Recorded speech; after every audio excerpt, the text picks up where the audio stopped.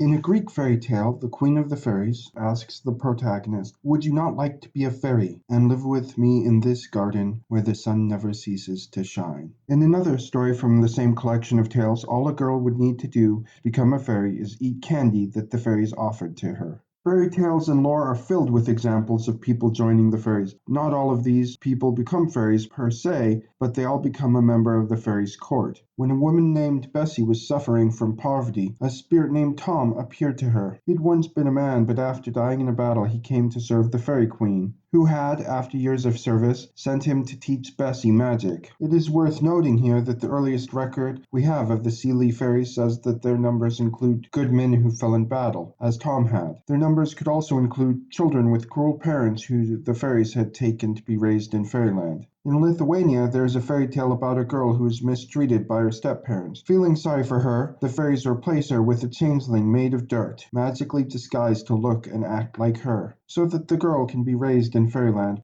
In addition to those who died and the people fairies felt sorry for, fairies sometimes took in living people who had talents they wanted. Grave markers from ancient Greece will sometimes indicate that a person hadn't actually died, but that they were taken to live with the nymphs because they were fun and good playmates. A girl named Kitty in Iowa was taken to live with the fairies, according to a newspaper article published in 1886. While visiting her family after this, Kitty spoke of her life with the fairies, traveling America with them like magical hobos. She mentions that the fairies need her, but doesn't specify why. Still, it was common in folklore for fairies to need humans. In Germany, medieval literature speaks of humans helping fairies battle dragons or giants. Still, fairy tales don't always provide a clear answer for why some humans join the fairies and others do not, but they do frequently hint at 8 common threads. First, as already stated, fairies need human warriors, and so strong people who the fairies felt that they could get along with would possibly be chosen. Second, the fairies needed those who had a talent for magic. Third, fairies often sought beauty and talent because they needed human husbands and wives to bear stronger children.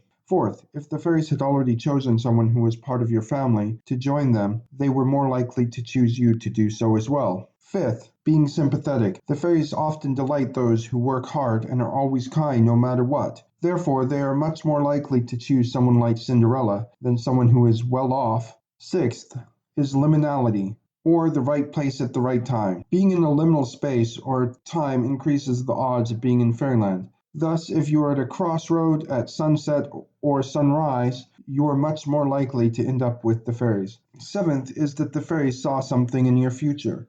One of the abilities often prescribed to the most powerful fairies is the ability to see the future, at least to a point. Thus, the fairies might appear to someone and say they were destined to be together.